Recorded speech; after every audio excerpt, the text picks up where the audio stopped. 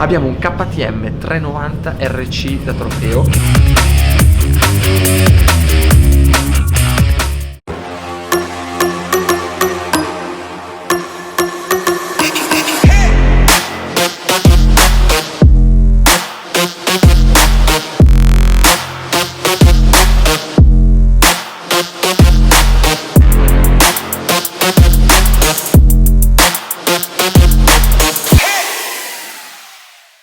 Ciao ragazzi e benvenuti in questa seconda parte dei test Pirelli. Nel video precedente avete visto un po' più di relax rispetto alla pista, perché appunto abbiamo avuto qualche piccolo contrattempo, ma oggi si parte con il lavoro, si parte con mille test. Avremo un pelo meno tempo per fare i video, però prima di iniziare mi faceva piacere farvi vedere i pesi massimi che ha Pirelli per sviluppare tutti i suoi pneumatici per ogni categoria di moto che è in commercio, ovviamente del reparto racing. Abbiamo un KTM 390 RC da trofeo direttamente dalla casa madre, tutto in carbonio, ogni tipo di specifica possibile dal reparto corsa KTM è sopra questa moto. Ovviamente è utilizzata per sviluppare gli pneumatici che andranno sulle categorie 300 in generale. È molto bella, è proprio una moto da corsa in miniatura per i giovani e non vi voglio neanche dire quanto costa perché è un qualcosa di incredibile.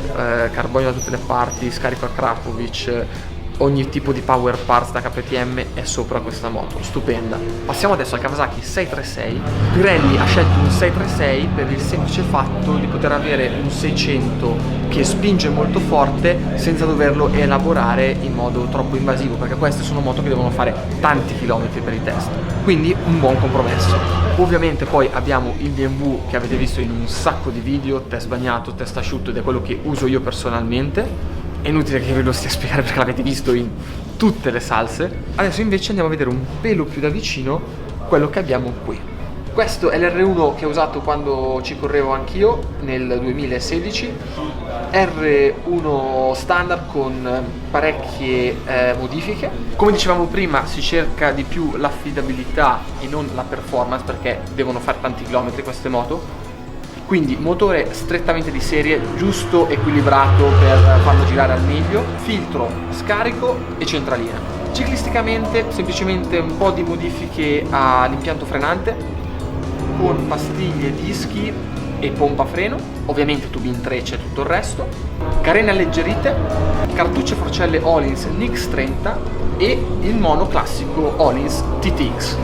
Come potete vedere poi parecchie moto sono equipaggiate con il dashboard I2M, molto utile per vedere tutti i dati mentre si va: tempo sul giro, miglior tempo sul giro, tempo corrente, temperatura olio, temperatura acqua, un sacco di dati. E fanno anche da data logger per tutti i sensori che sono sulle moto, quindi temperatura pneumatico centrale, laterale e un sacco di particolari che servono appunto allo sviluppo per migliorare gli pneumatici. Qui invece si trova la nostra vecchiotta, compagna di tante battaglie. HP4 del 2012, è stata utilizzata molto, ha dato il suo apporto allo sviluppo, però adesso è giusto la moto muletto in caso succeda qualsiasi cosa con le nostre di là. Bene, questo giro rapido nel parco Moto Pirelli è stato molto carino, ma adesso è ora di dare gas.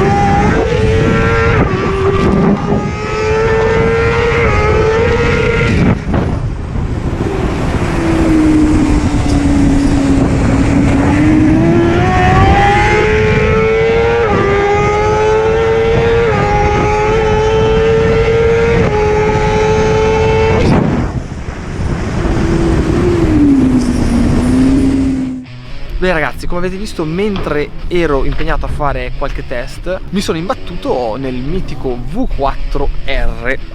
Cosa dire su questa moto? L'ho vista da molto vicino per qualche giro, voi ovviamente vedete solo qualche secondo, ma ho avuto modo di trovarla in pista parecchie volte e posso già dire di avere un'idea su come va questa motorettina qui. E devo essere sincero, sti cavoli, perché è impressionante. Uno, il rumore che fa, sembra una MotoGP, gira 2000 giri più alta del 1100 col quale mi sono imbattuto l'anno scorso nel National, e già era una moto che andava fortissimo. Qui l'asticella si è alzata molto e sarà un bel problema quest'anno. Le due cose che mi hanno stupito di più vedendola da così vicino sono state l'accelerazione, quando aprono il gas e escono fuori dalle curve è impressionante, e la manovrabilità, perché veramente a vederla danzare tra i cordoli è veramente rapidissima. Ah, e dimenticavo, soprattutto dall'esterno, quando siamo lì ad aspettare il nostro turno per entrare e ci sono i V4R che girano, è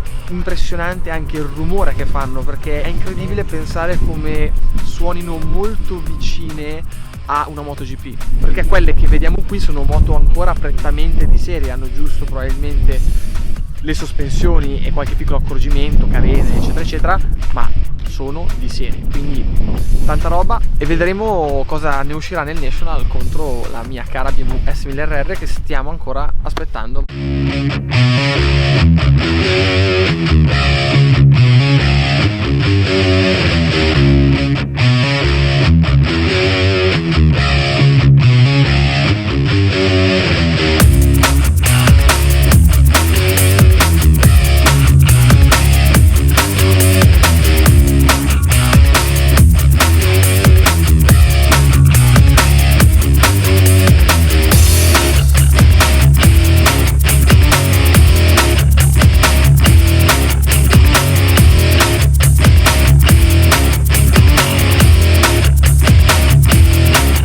Quindi non vedo l'ora di sfidare il V4R a darmi il pari con il mio nuovo BMW S1000RR, che probabilmente quando vedete questo video sarà già arrivato, ma al momento sono ancora qui con le dita incrociate.